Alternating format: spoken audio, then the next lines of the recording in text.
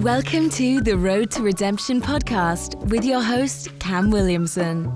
Each week, Cam sets out to shatter the labels and stigmas associated with mental health awareness by giving life lessons and raw overviews of events happening around the world. What is going on, guys? Welcome back to this episode of the Road to Redemption podcast. I'm, as always, your grateful host, Cam Williamson. Great to be back with you, baby. Hey, today we're going to talk about getting that angry little devil off your back, that bad little bunny that carries around with you, that sets us off in traffic, sets us off with our relationships, sets us off in our jobs, everything. You know it by the title. We're talking about getting rid of anger, releasing anger. Boy, if I was perfect at this, I probably wouldn't even have this show because I would be off selling my secrets of how to dissolve anger immediately. I'm not selling that here.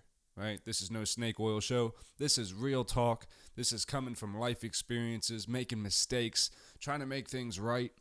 It's the road to redemption, baby. Let's get into it. How do you release anger? Well, first thing, let's talk about how do we gather anger, right? Things make us angry. Things set us off. What makes us angry? Being mistreated, being treated unfairly, seeing things that are wrong, feeling betrayed, making a mistake and getting caught. A lot of things can make us angry. Things your kids do when people don't live up to expectations that you have of them. When you don't live up to the expectation you have of yourself. When other people are being annoying. When other people are being selfish. These are all things that can really set people off, right? Violence makes people angry. Aggression makes people angry, right? So let's talk about it. In my life, anger has always been a tool, and I use the word tool carefully as not to use it as a weapon, but anger has always been a tool for me. It's been a tool to keep people away from me. And I didn't do this consciously. I grew up around people that were very loud and very brash when they spoke, or especially when they were upset, they yelled. They screamed. And there was no filter of what's okay and not okay to say to a kid when you're yelling at them, or things like that, or physical repercussions. I grew up around a lot of anger around me. So I saw it as when things go wrong, people get angry. Why do people get angry? Because they don't know what else to do. And if you look at it in that very simplistic type way where you go, people get angry because they don't know what else to do. Now, that's not a casting of judgment on someone. It's just when you're angry, you don't know what else to do other than lash out at the people or situations around you. Now, is anger always unwarranted? No. Sometimes we're rightful to be angry, right? Someone did something at work and you knew that they stole that idea from you or something, and now they're getting promoted for it. It's should you be angry about that? Yeah, you should. Should you go all office space on your building? No, you shouldn't do things like that. But it's you have a right to be angry. I always think of the term righteous anger when you think of righteous anger, and I always, I've always said that the Road to Redemption is not a religious or spiritual based show, and I guess that's a lie, because it is. It is. My entire life is based in my faith in God and the way that I see things, and yes, I'm a little unconventional in the way I do it, but when you think of righteous anger, you think of the anger of God. You think of, God disciplining people when they, didn't do what they knew they were supposed to do, or when they had been told, hey, quit acting this way or I'm fixing to unleash hell on all y'all.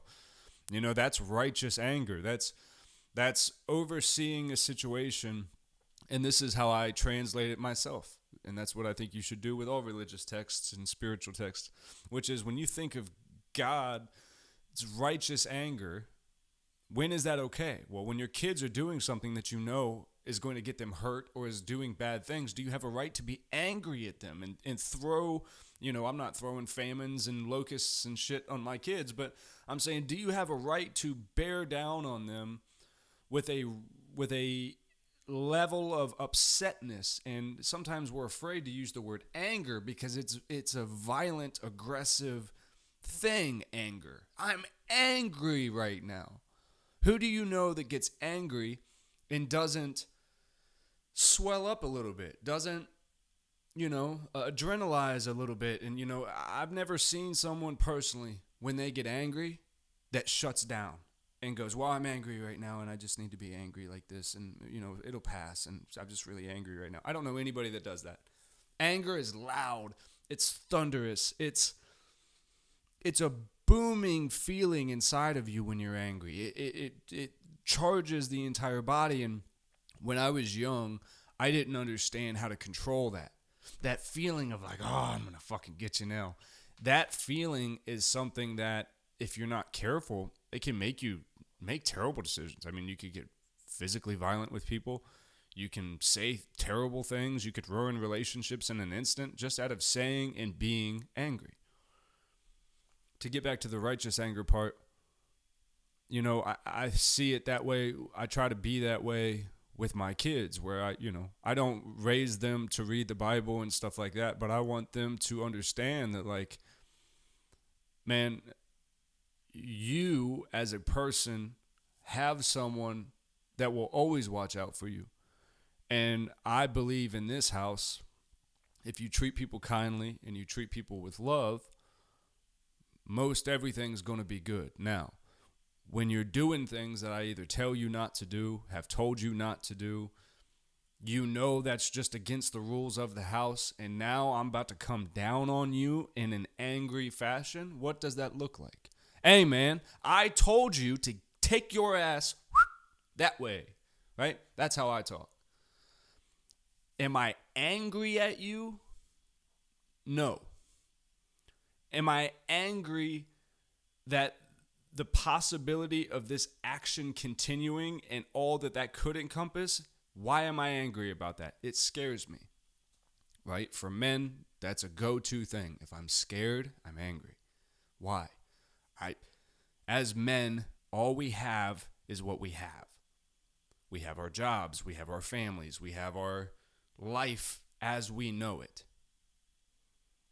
And as men, it's instinctual to us to protect those things.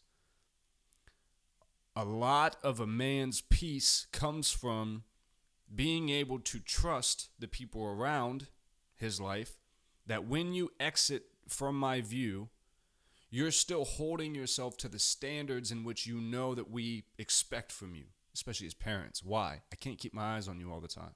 I can't. I physically can't. I have things to do. I have to provide for us. Mom has to provide for us. We can't be around you all the time. So when I let you go off with your friends and do your thing, I trust that in every decision you're making, you're thinking, my dad's going to crush my life if I drink and drive. My dad is going to fuck my whole shit up. Not in a physical manner, but the level of hell that will be unleashed on my life if I'm out messing around with drugs, having sex before I should be doing things like that, getting yourself in bad situations and being around bad people. And here's the real thing about life. This is where I think being real with your kids and the people around you is very important. Why? What's everyone afraid of? No one wants to have anger put on them. So what? Especially when you're a man dealing with a woman, and especially in most of the relationships I've dealt with because of the way I am, after a while, people are afraid to tell you shit because they don't want to deal with well, you knew I was, they don't want to deal with that shit. So then what happens? They find themselves in a bad spot. They know, oh shit, I could call him and I could get out of this real quick. This is not a good situation for me to be in, but I don't feel like being told that I'm an idiot. And then what? Now your anger is not righteous anger. It's not serving anybody. You're not protecting anybody. You're just making people not able to come to you. And that, as a man, as a father, as a husband, that is the last fucking thing you want in this life, is for your girls especially to not be able to come to you and say, listen, something happened, something is going on, this is the situation, and I need you right now to help me out of it. Now, I'm not saying they always need your help, but I'm saying if you're addressing every problem, especially with kids, as you did this, you did that, you're wrong, they're going to stop talking to you. So when it comes to, your kids and them getting themselves in bad situations that could possibly anger you, doing bad things in school, not making the grades they're supposed to be making, acting up, treating their siblings bad, whatever the situation is, going out to parties and being around people they ain't supposed to be around, like whatever the situation is, you can meet it with a level of seriousness and anger at the potential consequences of the future and make that very well known, while also just letting them know, hey man, I want you to know I'm here for you. I'm here for you. Yes, what you did by going out to this place where you told me you was going to the movie theater and really you were over here doing this nonsense, and all these people around got all trashed and fucked up and people were fighting and people were making out over here, whatever you did, listen man, that was real dumb. And I'm very mad at you for lying to me. I know why you lied to me, because you weren't just going to tell me you're going to go do this bad stuff. You told me you were going to the mall or the movies or whatever, and then you took that ass over here and did that. I'm mad that you lied to me. This is why I'm mad that you lied to me, because I asked you to be there so that way you weren't around shit like that, because you're not ready to be around things like that. You don't know how to handle yourself around things like that. And look at everyone in that situation, they don't either. So none of y'all need to be messing around in this category. Do you understand? Yes. Tell me yes that you understand. These are the ways that you can do things to where people get it, and at the same token go, hey man, I'm glad you called me. I'm glad you at least had the wherewithal, and I've done my job well enough that once you realized how bad you had gotten yourself in, you knew to pull that ripcord. You didn't wait. You didn't make worse mistakes, and I appreciate you for that. That you knew where the line was to not cross. And then it's a conversation. It's a dialogue again.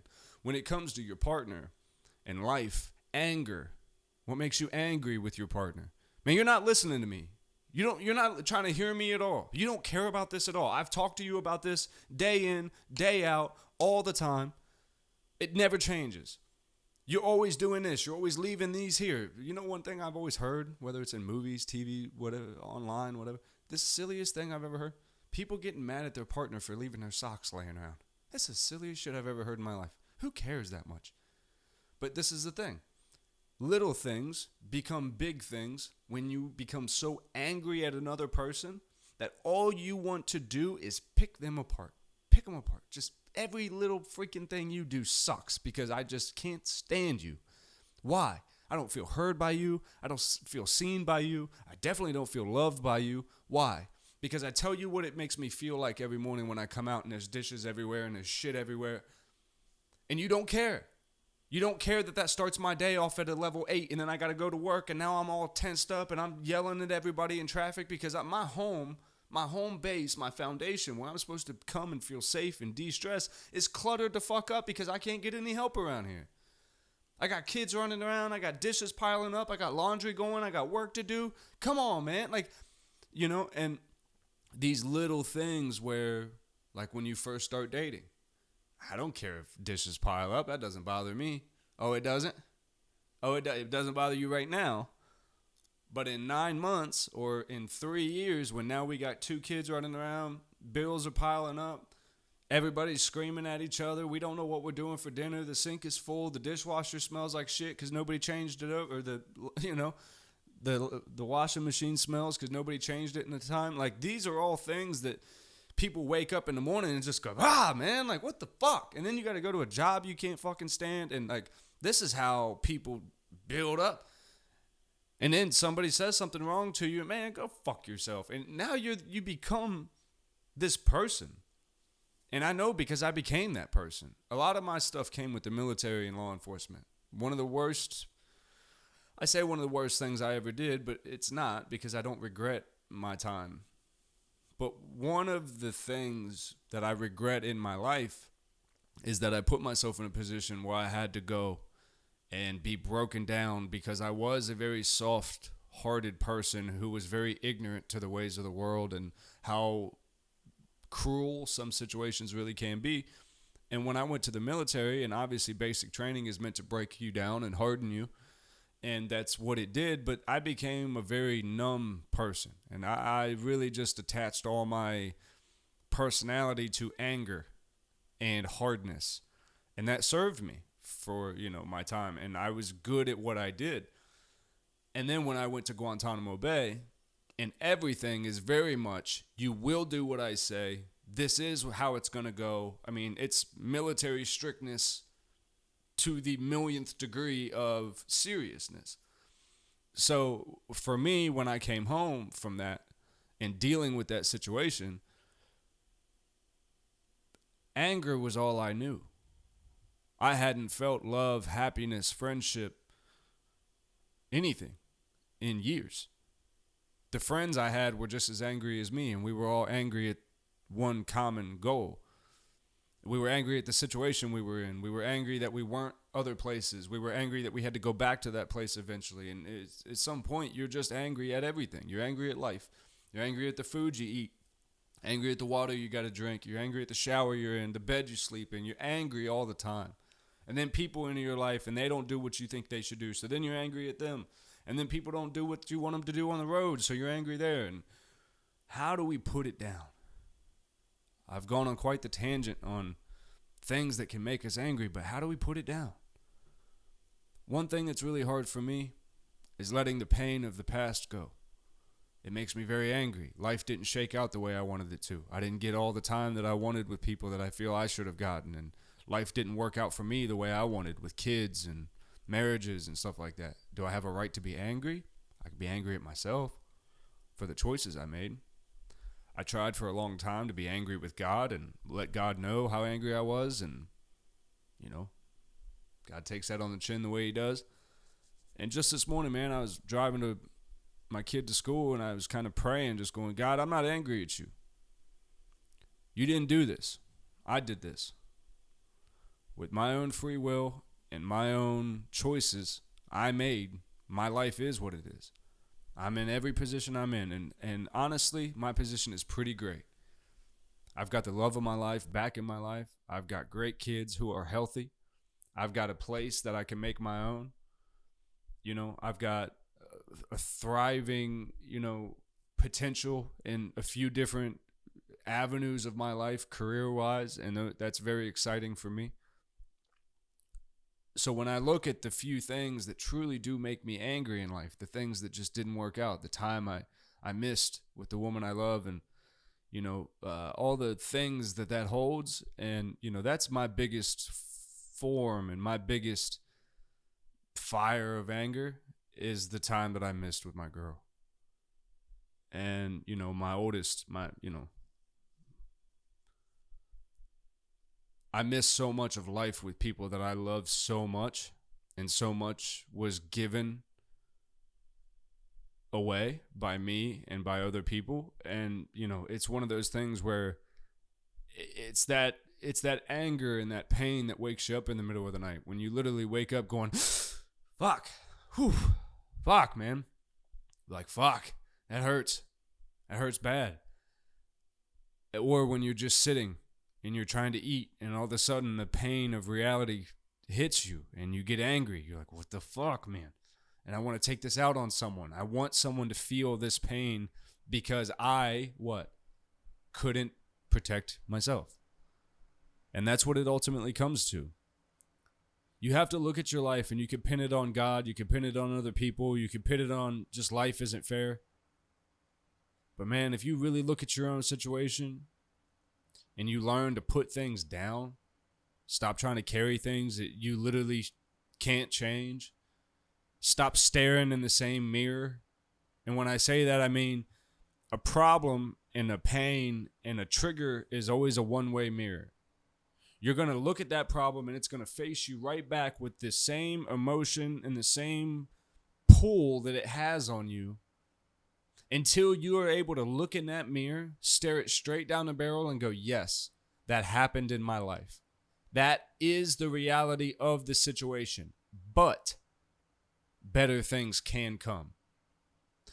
And when you find, whether it's road rage, relationship issues, relationship with your kids issues, career issues, And you're starting to find yourself be set to a place where you're like, man, is this even fucking worth it? Like, what the fuck am I doing here anymore, you know?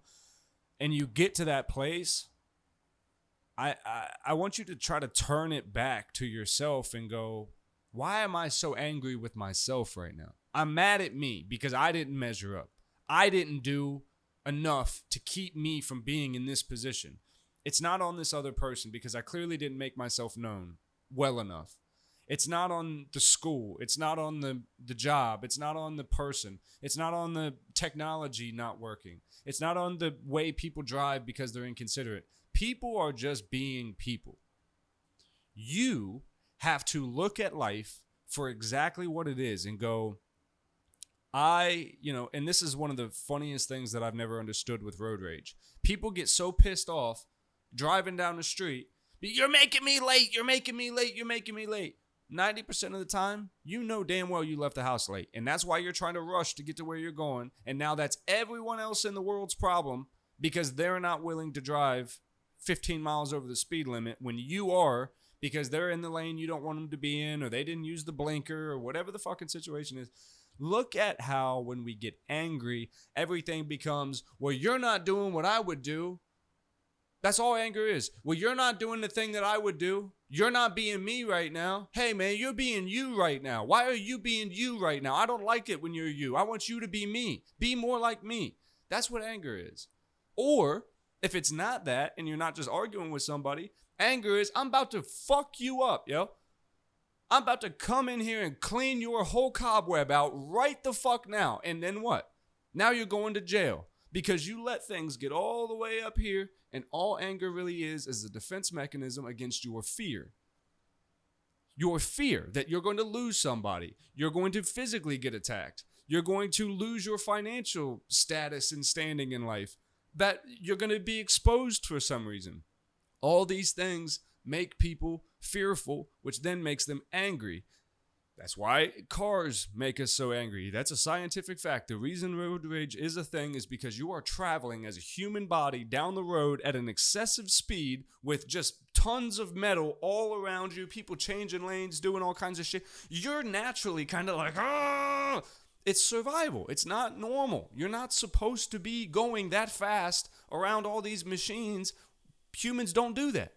That's why we need machines to do it. So you're essentially on this crazy-ass roller coaster every single day, just weaving in and out of stuff, and your body is on natural, heightened reflexes. So it's, fuck you, and you... So then what? You get to the job, and now the papers are stacking up, and hey, I need this done by this time. Oh, go fuck yourself. And I know my YouTube rating's gone. Sorry, guys. Sorry for anyone that's listening to this that doesn't like the language. And, it just escalates. Anger is an escalator of a terrible situation, only making other situations more terrible. And one thing you'll learn is, man, nothing changes when you're angry. No one's trying to listen to you when you're angry. No situation is going to be handled better because of your anger. And the only results you may get will be fear-based. People will do what you want them to do because they're afraid of you. And if you think that sounds like an intoxicating power to have over people, you need to be examined by a mental health professional, because having power and having control over people that's based in fear because they don't want to displease you, well, that's a dictatorship. That's not right. People should be around you because they want to be around you and because of the person you are and who you are and the value that adds to people's life, not because you're some stern, angry, person. Yes, physical security you can provide, but everything else is pretty lacking. I know for a lot of guys that can be a very easy trap to get into, especially when you're in law enforcement, military, stuff like that. It's easy. We call it type A type personalities, where you're just very hard and you don't have to listen to anybody for any reason. But I can tell you, when you start to put down, when I say put down, it really is that. Because when you let yourself get all bent out of shape about certain stuff, you have to be willing to go, man, I can't carry this anymore. I can't carry the expectations of other people. I can't carry my expectations for them. I can't carry the unknown all the time, and I can't carry trying to control every single situation so it fits exactly the way I want it to fit so I don't trip out. And that's complex sometimes when you have things like PTSD and you have things that really do bother you. In my family, it's kind of said jokingly that I'm a flight risk. I'll be there 1 second, and the next moment you'll look over and I'm gone. And I'm usually outside or whatever. And it's one of those things where knowing yourself is the only real way to ever truly begin to make change. If you know that you're an angry person, well, that's good. Some people don't even want to admit that about themselves. I have general anger most of the time about little dumb shit. Well, hey, if you know that, then you can at least start to work on it. For me, my biggest thing is I try not to complain. When I start to complain, then I start to get angry. Because I'll complain about little stuff, little things that are inconveniences that are not worth complaining about. I used to be very bad about that. From the time I'd wake up to the time I go to sleep, man, I hate this. Man, this sucks. Blah, blah, blah. This is terrible. Blah, blah, blah, blah. And then you walk around, you're mad all the time. And then, you turn on your favorite movie, you can't even watch it because you're like, man, what the fuck? And you're just in this mood all the time. And if you've ever, started your day that way, and you've let it carry out through your whole day, you'll do that one time and you'll be like, man, that was awful. And it's real hard to sit around and go, man, that person jacked up. This person did this. This situation wasn't right. This person wasn't this. This person was this. And by the end of the day, this is why I think venting is so stupid a lot of the time, unless you're doing it with someone who is actually caring about you and wants to hear and help you. But just venting your problems to random people, it's like, hey, you're understanding that you're just pointing out the fact that you are the common denominator in every problem of your life. You have 1,000 problems in your life, and you are at the center of every single one, but you're sitting there pointing your finger at every fucking thing that's not you. You, in the way you're handling this, the way that you're processing it mentally, and the way that you're managing it emotionally is what's carrying you one action to the next with the exact same energy as this thing you just did. You have to literally put it down. And in a moment, you can, when you feel yourself getting all riled up, go, I'm not carrying this, man. I'm not carrying the idea that people should use their turn signal. I'm not carrying the idea that people should do X, Y, and Z, that my boss should appreciate me for this, that this should happen the way I want it to happen. For God's sake, I don't care. And do you know how much power you can actually pull? And I don't care. Not that you don't care. I don't care to cling on to having to have things go my way in every aspect of life. There are certain situations where I would really like things to go the way I'd like them to go. I would like my kids to be safe and healthy. I would like my relationships to be loyal and comforting and safe and healthy and all those things. But do I need another person to make me happy? No. Do I need my kids to get certain grades and do certain things? No, I don't need that. I need them to be healthy. I need them to be well-adjusted, and I need them to be, kind.